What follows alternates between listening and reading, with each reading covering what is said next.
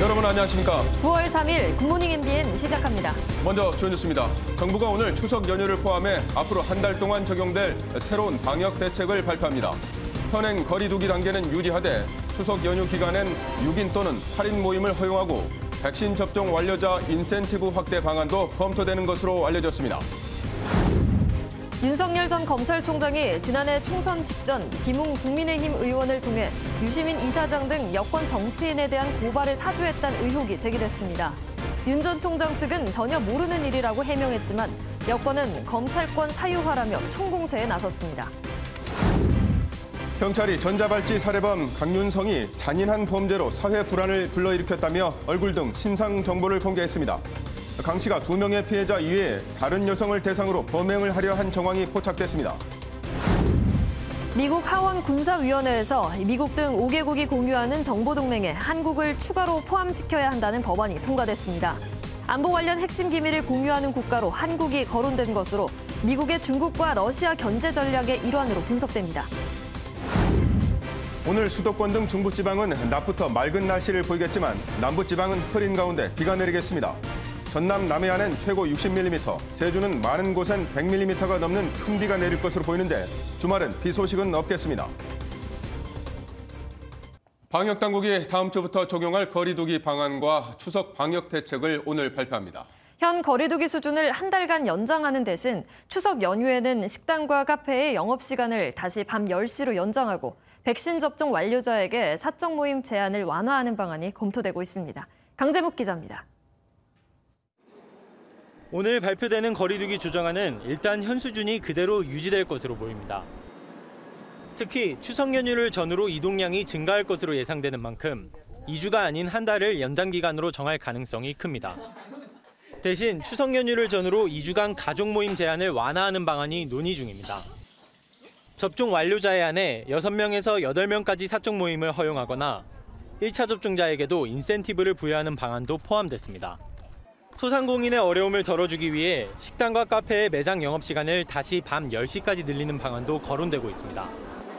하지만 전문가들을 중심으로 방역 완화가 시기상조라는 반론도 많아 방역당국이 막판까지 고심하고 있습니다. 어제 코로나19 신규 확진자는 1,961명. 백신 접종이 속도를 내고 있지만 최근 월경 이상 현상이나 백혈병 신고 사례가 언론에 보도돼 불안감을 키우고 있습니다. 대한혈액학회 자문 결과 현재까지 코로나19 백신이 백혈병을 유발 또는 촉발한다는 근거는 없다는 말씀을 드립니다. 기존 백신과 백혈병의 인과성은 현재까지 보고된 바 없다고 밝혔습니다. 방역당국은 예방접종의 효과로 치명률이 계속 떨어지고 있다며 다음 주에는 0.8%대로 내려갈 것이라고 밝혔습니다. MBN 뉴스 강재묵입니다. 어제 0시부터 오후 9시까지 전국에서 코로나19 신규 확진자가 모두 1,652명으로 집계됐습니다. 그제 같은 시간에 집계된 것보다 94명 적은 수치로 오늘 0시 기준으로 발표될 신규 확진자 수는 1,800명 안팎을 기록할 것으로 보입니다. 하루 확진자 4자릿수는 지난 7월 7일 이후 오늘로 59일째 계속되고 있습니다. 코로나19 4차 대유행의 장기화 속에 누구보다 속이 타는 건 자영업자들입니다. 이에 소상공인과 중소기업 단체들은 경제활동을 최대한 보장하는 위드 코로나 방역 체계로의 전환을 촉구하고 나섰습니다. 강영호 기자가 보도합니다. 비상등을 켠 차량들이 거리를 한가득 메우고 SOS 신호를 경적으로 울립니다. 지난 7월 이후 계속된 코로나19 4차 대유행은 자영업자들을 거리로 내몰았습니다. 살고 싶은 심정이고요. 시간 제한으로 인한 거리두기 제한의 방식이 아니라 향후에는 치명률 중심의 방역 정책이 바뀌었으면 합니다. 현행 거리두기가 다시 연장될 것으로 예상되는 가운데 중소기업중앙회와 소상공인연합회 등 5개 단체가 방역체계 전환을 촉구하고 나섰습니다. 영업 제한 중심의 방역체계에서 경제활동을 최대한 보장하는 위드 코로나로의 전환이 필요하다는 겁니다. 이들 단체는 오후 9시인 영업시간 제한을 업종과 위험도에 따라 10시나 자정으로 늘려야 한다고 주장했습니다. 이런 가운데 자영업자 10명 중 4명이 폐업을 고려하고 있다는 조사 결과가 나왔습니다. 폐업 고려 이유로 매출액 감소가 45%로 가장 높은 답변을 차지했으며 임대료와 인건비 부담이 그 뒤를 이었습니다. 앞서 방역당국은 백신 접종률 등을 고려해 이르면 9월 말 위드 코로나 전략을 검토할 수 있다고 밝힌 바 있습니다. MBN 뉴스 강영호입니다. 공급 지연 논란을 겪었던 모더나사의 코로나19 백신 102만 회분이 어제 들어왔습니다. 루마니아 정부와의 협력으로 확보한 물량 일부도 도착했는데요. 방역당국은 나머지 물량 역시 곧 도착할 것이라면서 추석 전 국민 70% 접종 목표 달성을 자신하고 있습니다. 심가현 기자입니다. 우리 정부가 모더나와 약속한 백신 102만 회분이 국내에 도착했습니다. 지난달 정부 대표단이 공급 차질에 항의하기 위해 미국 모더나 본사를 방문한 지 약 보름 만입니다. 8월 한 달간 850만 회분을 공급하기로 했던 모더나 측은 실험실 문제를 이유로 절반 이하만 공급하겠다며 일방적으로 통보한 바 있습니다. 항의 방문 이후 모더나 측은 701만 회분 공급을 약속했고 지난달 101만 회분에 이어 일부가 들어온 겁니다. 나머지 498만 회분은 이번 주말까지 순차적으로 공급될 예정입니다. 이번 주말까지 그 도입 일정과 도입량에 대해서는 백신의 선적을 확인한 후에 도입 사무국을 통해서 별도로 안내를 해드릴. 루마니아 정부와의 백신 협력으로 확보한 화이자 백신 52만여 회분도 국내에 도착했습니다. 나머지 물량인 화이자 백신 52만여 회분과 모더나 백신 45만 회분은 오는 8일 들어올 예정입니다. 방역당국은 이들 물량을 18에서 49세 접종에 활용할 계획으로 추석 전 국민 70% 접종 달성엔 큰 무리가 없을 것이라고 밝혔습니다. 국내 코로나19 백신 1차 접종률은 어제 0시 기준 57%입니다. MBN 뉴스 심가현입니다. 보건의료노조와 보건복지부의 협상이 어제 극적으로 타결돼 전국적인 파업은 철회됐지만 일부 병원 노조에서는 개별적으로 파업을 진행하고 있습니다. 서울에서는 고려대학교 의료원과 한양대학교 의료원 노조가, 광주에서는 전남대병원과 조선대병원, 그리고 부산대병원과 대전 건양대병원 노조가 파업 중이라고 노조 측이 밝혔습니다. 이들은 처우 개선과 인력 확충 등을 요구하고 있는 것으로 알려졌습니다. 민주노총은 양경수 위원장 구속 직후 문재인 정권이 전쟁을 선포했다면서 10월 강력한 총파업 투쟁으로 갚아주겠다는 입장을 밝혔습니다. 양 위원장이 서울 종로경찰서 유치장에서 단식을 시작한 가운데 민주노총은 오늘부터 일부 간부들을 중심으로 한 확대 간부 파업을 시작하기로 했습니다. 민주노총은 다음 달 20일 조합원 110만 명이 참여하는 대규모 총파업을 준비하고 있습니다. 경찰이 전자발찌를 끊고 여성 2명을 살해한 56세 강윤성의 얼굴과 신상 정보를 공개했습니다. 조사 과정에서 강윤성이 추가 범행을 계획했다는 점도 포착돼 경찰이 확인 중에 있습니다. 정태훈 기자가 보도합니다. 서울의 한 마트 앞에 검은색 차량이 멈춰섭니다. 차량에서 내려 마트로 들어가는 사람은 여성 2명을 살해한 56살 강윤성입니다. 한참 동안 물건을 살피며 만지작거리던 강 씨가 곧 흉기를 집어듭니다. 앞서 절단기를 살 때와 마찬가지로 마트에서 흉기를 살 때도 현금을 냈습니다. 그런데 불과 1시간 전 절단기를 살 때 입었던 녹색 옷이 아닌 검은색 티셔츠를 입고 있습니다. 경찰 추적을 어렵게 만들려 했던 건 아닌지 의심되는 대목인데 실제 강 씨의 차량에선 다른 옷까지도 많이 발견됐습니다. 옷 같은 거 많이 뜨네. 한번 샀어. 안 가고 있어. 강 씨의 얼굴과 신상 정보도 공개됐습니다. 경찰은 강 씨가 2명을 연이어 살해하는 잔인한 범죄를 저질렀다며 공개 사유를 밝혔습니다. 강 씨가 범행을 모두 인정하고 현장 증거가 확보된 점도 판단에 반영됐습니다. 이런 가운데 경찰은 조사 과정에서 강윤성이 다른 여성을 상대로도 범행을 하려 했다는 정황도 포착했습니다. 경찰은 강 씨와 피해자들의 계좌 및 통신 내역, 포렌식 등 자료 분석을 통해 추가 수사를 진행 중입니다. MBN 뉴스 정태웅입니다. 더불어민주당은 이재명 경기지사의 변론 비용 대납 의혹을 두고 공방을 벌였습니다. 국민의힘은 역선택 방지 조항을 놓고 당 지도부의 해명에도 불구하고 대선 후보들의 비판이 이어졌습니다. 백길종 기자입니다. 이번 주말 열리는 충청 경선을 앞두고 더불어민주당 대선 후보들의 공방 수위가 더욱 가열됐습니다. 하겠습니다. 직접적인 비난을 삼가던 이낙연 전 대표는 이재명 경기지사의 변론 비용 대납 의혹과 관련해 설명이 부족하다며 캠프에 30여 명에 달하는 변호사 수임료 공개 압박을 이어갔습니다. 네, 그쪽에서 공익적인 사건에는 무료 변론하는 그런 관행이 있다고 했는데 후보 본인은 사생활이니까 말 못하겠다 이랬단 말입니다. 이재명 지사 측은 변호사계 현실을 모르는 주장이라며 네거티브 공격을 그만하라고 강하게 받아쳤습니다. 어떤 검증이 아니라 네거티브. 사실 네거티브도 좀 넘어선 허위사실 공표에 가까운 것 아니냐라고 판단하고 있습니다. 국민의힘은 역선택 방지 조항을 두고 팽팽한 신경전이 계속됐습니다. 개인 영달보다 정권 교체를 위해 하나가 돼야 한다는 정홍원 선관위원장의 호소에 이준석 대표도 힘을 실었지만 선관위는 기추인된 경선준비위원회 안을 수정하고 적용할 수 있는 권한을 가지고 있습니다. 이 논쟁이 장기간 지속되지 않도록 해주시길 부탁드립니다. 유승민 전 의원은 선관위원장이 역선택 방지 조항을 넣으려 하고 있다며 그러려면 사퇴하시고 윤 캠프로 가라고 강하게 비판했습니다. 이런 가운데 국민의힘 선관위는 이르면 오늘 역선택 방지 조항 반영 여부에 대한 결론을 낼 전망입니다. MBN 뉴스 백길종입니다. 마을 이장 등 다채로운 이력의 여권 대선 후보 더불어민주당 김두관 의원이 어제 MBN에 출연해 이낙연 전 대표를 향해 중요 사안에 대해 분명한 입장을 밝히라고 꼬집었습니다. 국회의원 부동산 투기 논란엔 강경 대응 입장을 보였습니다. 주진희 기자입니다. 더불어민주당 김두관 의원은 최근 이낙연 전 대표를 향해 쓴소리를 이어가는 배경에 대해 이렇게 설명했습니다.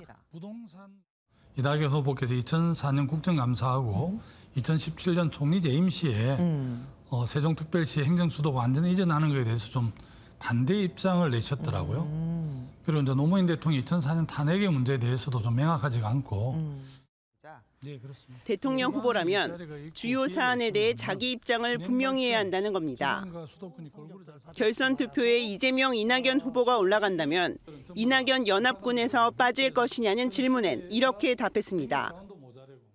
한 달 안에 많은 변수들이 있을 거라고 보고요. 저는 수도권의 이재명, 호남의 이낙연, 영남의 김두관 이렇게 3파전으로 전망을 하고 있고. 최근 국회의원 부동산 투기 논란에 대해서는 강경 입장을 보였습니다. 이번 윤희숙 의원 사퇴권을 계기로 해서 국회의원들 소위 부동산 투기를 완전 막을 수 있는 강력한 의지를 보여줘야 한다고 생각을 하고요. 우리 민주당에 거의 해당되는 사람이 있다면 엄청 모색해야 한다. 김두관 의원은 대한민국의 대들보를 옮겨서라도 근본적인 문제를 바꿀 수 있는 유일한 후보라며 지지를 호소했습니다. MBN 뉴스 주유신입니다. 탈레반이 아프가니스탄을 점령한 이후 아프간에서 탈출하려는 사람들은 하늘길이 막히자 파키스탄과의 국경으로 몰려들고 있습니다. 파키스탄은 더 이상 난민을 받기 어렵다며 국경 통제를 강화했는데 이에 압사 사고가 일어나기도 했습니다. 전민석 기자가 보도합니다. 파키스탄과 아프가니스탄을 가르는 국경 검문소 주변에 인파가 물밀 듯 몰렸습니다. 하늘길이 막히자 용로로 아프간을 탈출하려는 피난민들입니다. 압사 사고까지 일어나 최소 1명이 숨진 것으로 알려졌습니다. 파키스탄이 국경 통제를 강화하면서 많게는 하루 5,000명이 입국을 거절당하고 있습니다. 탈레반 통치에 대한 불안감 탓에 탈출 러시는 끊이지 않고 있습니다. To go outside from the country because they have no jobs, they have no business, they have no facility for the people to do. 지난달 31일 미군이 철수하며 기능이 마비된 카불 공항은 터키와 카타르의 도움으로 국내선부터 운항이 재개될 것으로 보입니다. Engaging with Taliban to identify what are the gaps and the risks for having the airport back up and running, but 그러나 공항을 통한 탈출이 다시 허용될 수 있을지는 미지수입니다. 탈레반은 최고 지도자인 아쿤드자다를 수장으로 하는 새 정부를 곧 발표할 예정입니다. 이란과 유사한 신정체제가 유력하게 거론되는 가운데 여성들에겐 제한적인 역할만 부여될 것으로 보입니다. MBN 뉴스 전민석입니다. 미국 남부 루이지애나주를 휩쓸고 간 허리케인 아이다가 이번에는 북동부 뉴욕과 뉴저지를 폭우로 강타했습니다. 현재까지 적어도 23명 이상 사망한 것으로 알려졌는데 바이든 미국 대통령은 지원을 위해 총동원령을 내렸습니다. 워싱턴에서 최중락 특파원이 전해드립니다. 뉴욕 지하철 위로 폭포처럼 물이 쏟아집니다. 병원 지붕은 종이장처럼 날아가 버렸고 도로 위 차량은 문만 열린 채 잠겨 있어 당시 운전자의 급박한 상황을 그대로 보여줍니다. 집안에도 물이 가득 차면서 고무보트를 타고 일일이 방문하는 방법으로 구조 작업이 이루어졌습니다. 이처럼 허리케인 아이다가 미 북동부를 핥히고 지나가면서 2살배기 영아를 포함해 적어도 23명 이상이 사망한 것으로 파악됐습니다. 특히 뉴욕에서 확인된 9명의 사망자 가운데 8명은 퀸스와 브루클린의 아파트 지하실에서 숨진 채 발견됐습니다. We were all inside when it happened. By the time we saw it, we were already being pushed. 뉴욕 존 F 케네디 공항을 비롯해 일대 공항 수백 편에 달하는 항공 일정도 취소됐습니다. 바이든 미 대통령은 곧바로 대국민 연설에서 지원을 위한 국가적 역량을 총동원하겠다고 강조했습니다. Everyone affected is we're all in this together. The nation is here to help. That's the message I've been making clear to the mayors, governors, energy and utility leaders in the region whom my administration has been working closely with over the past few days. 아프간 철군 과정에서 비난에 휩싸인 바이든 대통령이 국내 문제 해결에 적극 나서면서 기존 어려움을 돌파하려는 모습입니다. 워싱턴에서 MBN 뉴스 최중락입니다. 미국 하원이 미국의 기밀 정보 공유 대상 국가를 기존 파이브 아이즈에 한국과 일본 등으로 확대할 필요가 있다는 내용이 담긴 법안을 처리했습니다. 파이브 아이즈는 1946년 미국과 영국이 소련 등 공산권과의 냉전에 대응하기 위해 맺은 협정이 시초로 이후 캐나다, 뉴질랜드, 호주가 추가된 5개국의 기밀정보 공유 동맹입니다. 미 하원 군사위는 중국과 러시아를 주요 위협 국가로 지목하며 한국, 일본, 인도, 독일로 동맹을 확대해야 한다는 입장입니다. 만약 이 법안이 현실화된다면 우리나라의 위상이 크게 높아지고 정보전에도 상당한 도움을 받을 수 있을 것으로 보입니다. 올해 2분기 우리 경제는 1분기보다 0.8% 성장했다고 한국은행이 밝혔습니다. 한국은행 분석대로라면 코로나19 사태 이후 지난해 3분기부터 4분기 연속 플러스 성장한 건데요. 제조업과 수출은 감소세로 돌아서며 다소 부진했지만 음식점과 숙박업 등의 소비자가 지갑을 열면서 민간 소비가 12년 만에 가장 큰 폭으로 올라 전체 경제 성장을 이끌었다는 분석입니다. 홍남기 경제부총리는 페이스북에 올해 4.2% 성장이라는 목표 달성에 한 걸음 더 다가갔다고 긍정적으로 평가했습니다. 문제는 이번 수치가 코로나19 4차 대유행 발생 전의 성적이라는 겁니다. 2달 넘게 고강도 거리 두기가 계속되는 지금, 그리고 자영업자 10명 중 4명이 폐업을 심각하게 고민하는 지금, 상황은 다를 수밖에 없습니다. 한국은행은 올해 4% 성장은 가능하겠지만 3분기 소비 위축은 불가피할 것이라고 전망했습니다. 물가는 오르고 경기는 위축되는 서민들이 감당하기 어려운 상황이 될 수 있다는 겁니다. 하반기에는 물가가 안정될 것이라는 정부의 공언이 무색해질 정도로 7월과 8월 소비자 물가 상승률은 연중 최고치에 머물고 있습니다. 추석에 국민 지원금까지 물가 상승률을 이끌 재료가 쌓여 있어서 걱정입니다. 보도에 장명훈 기자입니다. 지난 2019년 한국을 혐오하는 발언으로 거센 비난을 받았던 일본 화장품 회사 DHC가 결국 한국 사업을 접기로 했습니다. 소비자 불매운동이 이어지면서 한국 진출 19년 만에 철수를 결정한 겁니다. 김지영 기자입니다. DHC 코리아 홈페이지에 뜬 영업 종료 공지입니다. 아쉽게도 국내 영업 종료를 결정하게 됐다며 오는 15일까지만 영업한다고 안내돼 있습니다. 한국 시장 진출 19년 만에 철수입니다. 이딴 혐한 발언이 발목을 잡았습니다. 지난 2019년 일본 DHC의 자회사 DHC 텔레비전은 한국 내 불매運動을 폄하했습니다. 他の国は熱しやすく冷めやすい国ですからね。あんまりこれに対して同じ土俵に乗ってね、日本がワイワイ言うんじゃなくて、もう静かに見てると。 역사 왜곡도 서슴지 않았습니다. 朝鮮人はですね、全部こう漢文やったんですよ。こういう教科書は東京の印刷で教科書を作って。 혐한 발언이 알려지자 불매운동이 벌어졌고 일부 유통 매장에서 DHC 제품 판매가 중단됐습니다. 지난해 12월 일본 본사 회장의 한국인 비하 발언까지 겹치면서 한때 200억 원대 매출을 기록했던 DHC 코리아는 결국 사업 철수를 결정했습니다. DHC가 한국 시장 철수에 대한 정확한 이유는 밝히지 않았지만 불매 운동에 따른 매출 하락이 영향을 미쳤다는 분석입니다. MBN 뉴스 김지영입니다. 민간 우주 개발 열풍이 국내에서도 달아오르고 있습니다. 우리나라에서는 한글과 컴퓨터 그룹이 민간 분야에서 처음으로 인공위성을 쏘아올리며 우주 시장 공략에 나선다는 계획인데요. 김도형 기자입니다. 한컴그룹이 내년 상반기에 지구 관측용 민간위성 세종 1호를 발사합니다. 국내 민간 기업이 관측용 인공위성을 쏘아올리는 건 이번이 처음입니다. 인공위성 발사를 통해서 영상 데이터 분야에 새로운 이정표를 세종 1호는 가로 20cm, 세로 10cm, 무게 10.8kg의 저궤도 초소형 인공위성입니다.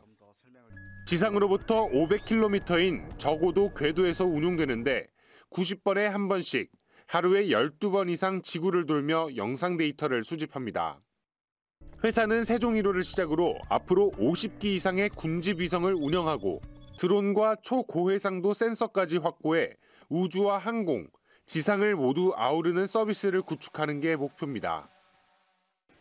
기존에 정부가 주도하는 우주산업, 올드스페이스에서 뉴스페이스, 민간 기업이 주도하는 우주산업으로의 어떤 패러다임의 변화를 한화그룹도 우주산업의 박차를 가기 위해 스페이스허브를 출범하는 등 뉴스페이스 시대를 맞아 국내 기업들의 움직임도 빨라지고 있습니다.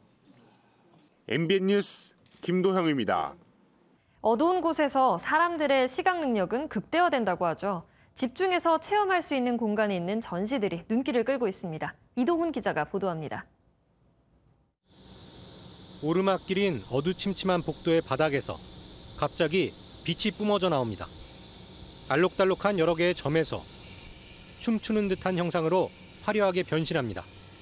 박물관의 하늘길에서 열린 미디어 아트 전시, 다중상실의 시대는 코로나라는 긴 터널을 지나는 우리에게 생각할 거리를 던져주는 집단 창작물입니다. 5분이면 걸을 수 있는 이 길에 저희로서는 상상할 수 없는 예산을 투자했습니다. 대한민국에서는 단 하나밖에 없는 음향 시스템을 구축하고 또 프로젝션을 놓아서 은은한 조명 아래 대청마루에서 뜯어낸 조각으로 만든 140개의 의자가 놓여 있습니다. 전시장 안에 꽉 찬 의자들을 가만히 보면 매끈하게 다듬어지지 않은 거친 표면이 드러나기도 합니다. 관람객은 의자에 앉기도 하고 주위를 걸어다니며 고요한 명상을 즐길 수 있습니다. 마루를 아트 퍼니처로 재해석을 하시면서 서양의 입식이랑 이제 한국의 좌식이랑 합쳐가지고 의자로 만드신 거거든요. 복잡한 일상을 떠나 보고, 만지고, 느끼면서 전시회가 자신을 돌아볼 수 있는 계기가 되고 있습니다. MBN 뉴스 이동훈입니다. 고위공직자 범죄수사처가 오늘 오전 1호 사건으로 수사해온 조희연 서울시 교육감의 해직교사 특혜 채용 의혹에 대한 수사 결과를 발표합니다. 공수처는 오늘 브리핑에서 그동안 조 교육감 의혹 수사에 대한 결과와 공소 제기 요구 여부를 함께 밝힐 것으로 보입니다.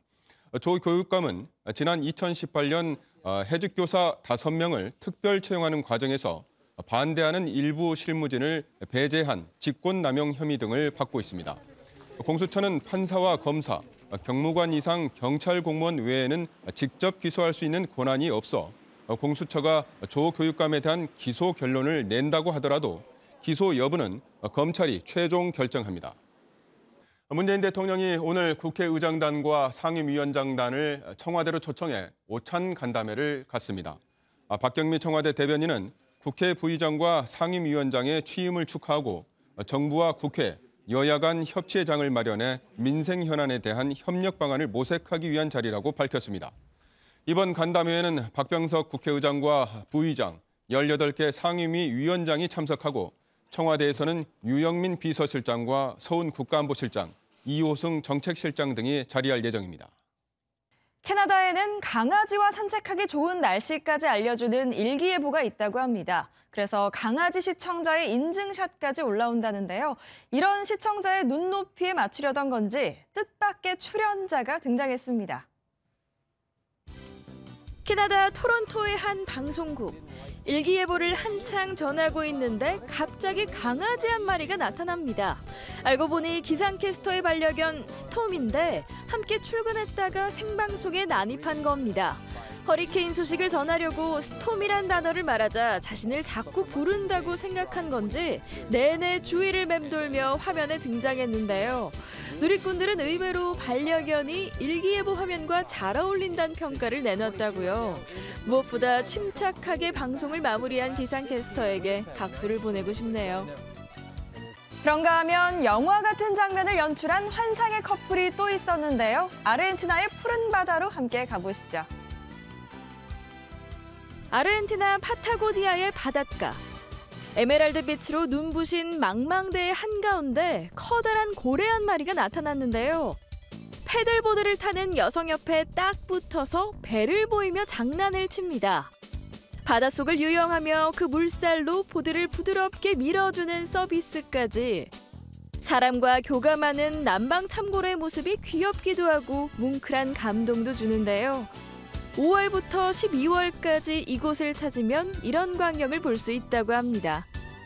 축구장에도 예상치 못한 손님이 등장했습니다. 우승컵을 놓고 경기가 한창이었는데요. 과연 우승컵은 어느 팀이 들어올렸을까요?